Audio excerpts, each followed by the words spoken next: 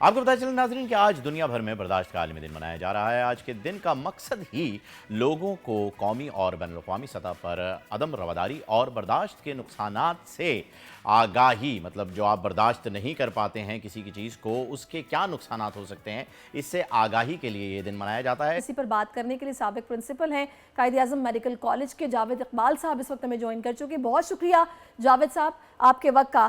سب سے پہلے جاوید صاحب میرا سوال آپ سے یہی ہے جو اکثر میں سوچتی بھی ہوں اور اکثر ہم لوگوں کو بھی آپس میں ڈسکس کرتے سنتے ہیں کہ کیا وجہ ہے کہ ہمارے معاشرے سے یہ جو قوت برداشت ہے یہ ختم ہوتی جا رہی ہے۔ وہ پہلے والا احساس، وہ پیار، ایک دوسرے کی خوشی میں شریک ہونا، غم میں شریک ہونا، ایک دوسرے کے ساتھ ہونا، اس کی کچھ ہمیں کمی محسوس ہو رہی ہے۔ وہ والی بات نہیں جو پہلے ہوا کرتی تھی، ایسا کیوں ہے؟ بہت بہت شکریہ۔ دیکھیے، جو انسانی رویے ہوتے ہیں وہ اس طرح سے نہیں ہوتے کہ میز پر ایک گندگی لگی ہوئی ہے تو آپ اس کو کپڑے سے صاف کر دیں تو وہ صاف ہو جائے گی۔ کسی بھی معاشرے میں جو اس کے افراد ہیں ان کے اندر جو رویوں کے اندر کجی اور خرابی آ جاتی ہے، اس کے پیچھے پورے معاشرہ قصوروار ہوتا ہے، اور پورے معاشرے میں ایک تربیت کے فقدان کی وجہ سے اور معاشرے کے ویلیو سسٹم چینج ہونے کی وجہ سے ایسے ہوتا ہے۔ ایک بچہ جب اس دنیا میں آنکھ کھولتا ہے، اگر وہ گھر میں ماں باپ کو لڑتے ہوئے دیکھے گا، اسکول میں جائے گا تو اس کو پتہ لگے گا کہ یہاں بھی ٹیچرز کی لابیز بنی ہوئی ہیں، دفتر میں بھی ایسے ہوگا، اور پھر جب وہ ٹی وی اسکرین پر دیکھے گا آپ کے ان پروگراموں میں، تو جو وہ لوگ جنہوں نے ملک چلانا ہے اور دعویٰ کرنا ہے کہ وہ ملک چلا رہے ہیں، وہ بھی آپس میں ایک دوسرے کی ذرا سی بات کو برداشت نہیں کر رہے ہوں گے۔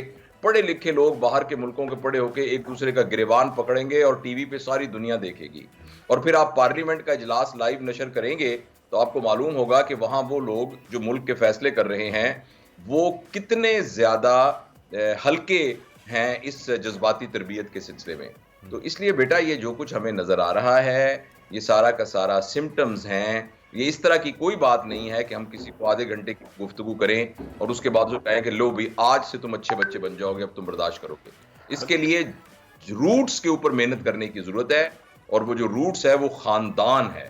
خاندان میں ماؤں کی، والدین کی تربیت کی ضرورت ہے کہ جو بچے دنیا میں آئیں ان کو انٹالرنس سکھائی جائے۔ درست فرمایا آپ نے جاوید صاحب کہ یہ آدھے گھنٹے میں صحیح ہونے والی چیز نہیں ہے، لیکن یہ ہے کہ اگلی نسل کے لیے تو کام کیا جا سکتا ہے۔ اسی سلسلے میں جو ہے وہ ہم چاہتے ہیں کہ آپ رہنمائی بھی فرمائیے، پیرنٹنگ کے سلسلے میں بھی آپ بتائیے کیا کر سکتے ہیں۔ لیکن میں آپ کو سوچ بتاتا ہوں کہ ہماری سوچ کیا ہے۔ یقیناً آپ اس سوچ سے واقف ہوں گے کیونکہ آپ کا ایکسپیرینس ہم سے کئی زیادہ ہے۔ ہماری سوچ یہ ہے جی کہ دم ہے تو پاس کر ورنہ برداشت کر۔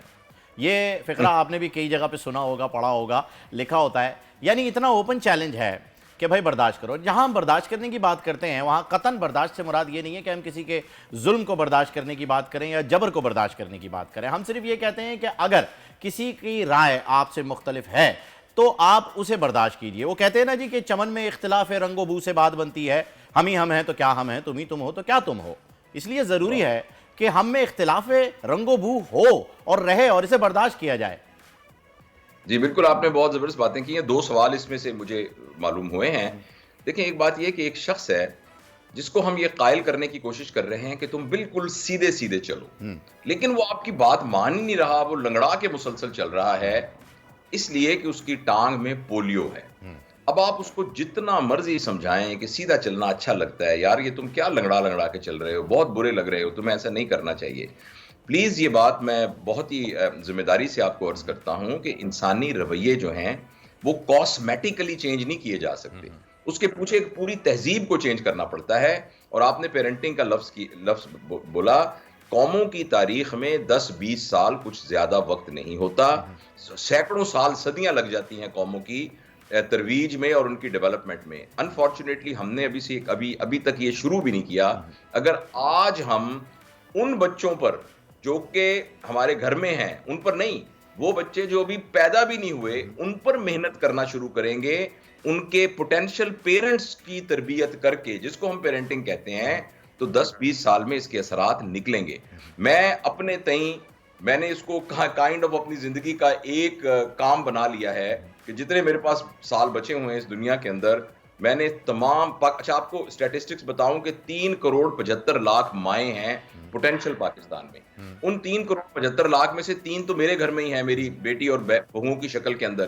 تو ہم میں سے ہر شخص اپنی اپنی پوٹینشل پیرنٹس جو ہمارے گھر میں موجود ہیں اور آپ لوگ ہیں نوجوان، ان پر ہم محنت کرنا شروع کر دیں اور اس کے بعد دیکھیں جس طرح کا ہم پاکستانی چاہتے ہیں نا، ایک ٹالرنٹ شخص چاہتے ہیں، اس طرح کا ٹالرنٹ شخص آپ خود، آپ کی اہلیہ، آپ کا اسپاؤس، آپ کے بچے، آپ کے گھر میں کام کرنے والے ملازم، یہ آپ اپنے حصے کا کام آج سے شروع کر دیں.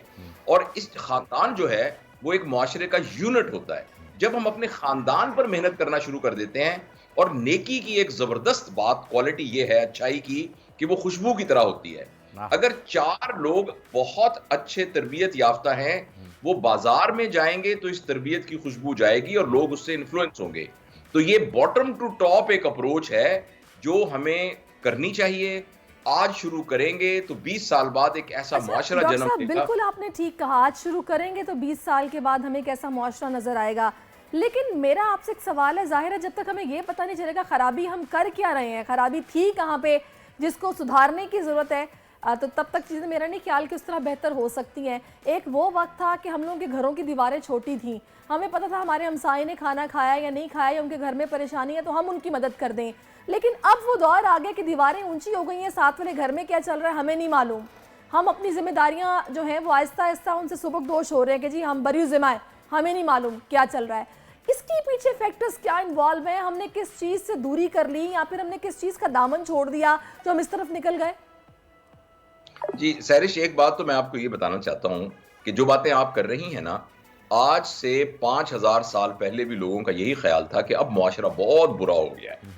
اب جو ہے نا، جب میں بہت چھوٹا تھا تو ہمارے والدین اور دادا کہا کرتے تھے یار زمانہ بہت خراب ہو گیا ہے. ایک تو ہم سب کو نا یہ بات بھی ذہن میں سوچنی چاہیے کہ زمانہ، اور ایک ایکچولی بہت حدیث کا مفہوم بھی ہے کہ زمانے کو برا مت کہو، تم اپنے حساب سے بہترین زمانے میں پیدا کیے گئے ہو. تو ایک تو یہ بات ہمیں سمجھنی چاہیے کہ معاشرہ کچھ نہیں ہوتا، معاشرہ انسان ہی ہوتے ہیں. اور یہ والا جو پرابلم یہ صرف ہمارے معاشرے میں نہیں ہے، ویسٹ کے اندر تو یہ اس سے بھی زیادہ ہے، جس میں ہم انڈیویجولزم کو بلیو کرتے ہیں کہ جو میرا اپنا لسٹ، میری اپنی کمفرٹ ہے وہ سب سے اہم ہے. آپ نے، اچھا یہ تو ایک بات تھی. دوسرا آپ نے جو خرابی کا پوچھا، ہمارے ہاں جو سب سے بڑی خرابی وہ پچھلے 30-40 سال سے ہوئی ہے، وہ یہ ہوئی ہے کہ سم ہاؤ پتہ نہیں اس کی کیا ریزن ہے، کوئی پولیٹیکل ریزن ہے، کوئی انٹرنیشنل انفلوئنس ہے، کوئی پولیٹیکل انسٹیبلٹی ہے. پچھلے 40-50 سالوں میں ہمارے ملک میں جو سب سے بڑی خرابی یہ ہوئی ہے کہ معاشرے میں پیسہ ایک اول قدر کے طور پر، فرسٹ ویلیو کے طور پر معاشرے میں ایکسیپٹ ہوا ہے. میری اپنی زندگی میں مجھے یاد ہے جب میں چھوٹا سا تھا، محلے میں اگر ایک شخص کے بارے میں پتا تھا کہ یہ اس محکمے میں کام کرتا ہے جہاں یہ رشوت لیتا ہے، اس بیچارے کو اپنی بیٹیوں کی شادیاں کرنی بڑی مشکل ہوتی تھیں. کوئی اس بنیاد پر اس کے گھر رشتہ نہیں کرنے آتا تھا، حالانکہ اس کے گھر کے باہر گاڑیاں کھڑی ہوتی تھیں، کیونکہ لوگوں کا خیال تھا کہ یہ ٹھیک نہیں ہے. لیکن پتہ نہیں ہمارے ملک میں ایسا کیا ہوا، اور وہ جو پتہ نہیں ہے اس پر بحث کی جا سکتی ہے کہ سم ہاؤ ہم نے یہ فیصلہ کیا کہ ہمارے ملک میں جو سب سے بڑا وہ ہے جس کے پاس پیسہ زیادہ ہے. اگر میں آپ سے یہ کہوں کہ جو سچ بولے گا وہ سب سے بڑا ہے، تو سب لوگ سچ بولنے کی کوشش کریں گے. جب ہم کہیں گے پیسے والا سب سے بڑا ہے، تو اس بات سے قطع نظر کہ وہ پیسہ کیسے آتا ہے، لوگ پیسہ. اب آپ یہ دیکھیے کہ جو ایک مذہبی رہنما ہے نا، وہ بھی جب تک کالے رنگ کی بڑی گاڑی میں نہیں آتا تو وہ پھر بڑا مذہبی رہنما نہیں ہوتا. میں بہت معذرت کے ساتھ یہ مثال کے طور پر عرض کر رہا ہوں، اچھے لوگ تو بہت جگہ پر موجود ہیں. لہٰذا ایک سیاستدان ہے، ایک بیوروکریٹ ہے، ایک تھانے دار ہے، پولیس والا بڑا ہے، دکاندار ہے، کوئی بھی ہے، ہر ایک کو، ہم سب کو نا بیچارے، ہم غریبوں کو، غریب اس لیے کہ وہ شخص سب سے زیادہ غریب ہوتا ہے جس کے پاس پیسے کے علاوہ کچھ بھی نہ ہو. تو ہم بیچارے غریبوں کو اس طرح کی چیزوں کی ضرورت ہوتی ہے. اس طرح کی چیزوں کو کبھی بھی حلال طریقے سے ایک خاص لمٹ سے اوپر آپ لے نہیں سکتے. لہٰذا ہمیں 2 نمبریاں کرنی پڑتی ہیں.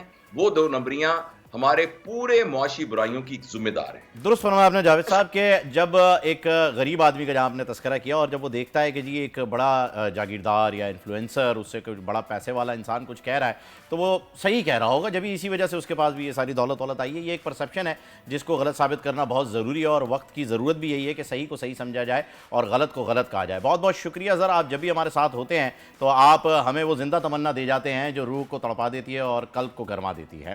تھینک، آپ ہمارے ساتھ تھے. اور آج کے دن کی مناسبت سے میرے خیال میں سارش ہم نے بہت کچھ سیکھا، اور بہت کچھ ہمیں سیکھنے کو ملا. جاوید صاحب کی باتوں سے بھی جو ہے وہ بڑی انسپریشن جو ہے وہ ہم نے حاصل کی ہے. سبسکرائب کریں اور بیل دبائیں تاکہ کوئی خبر رہ نہ جائے.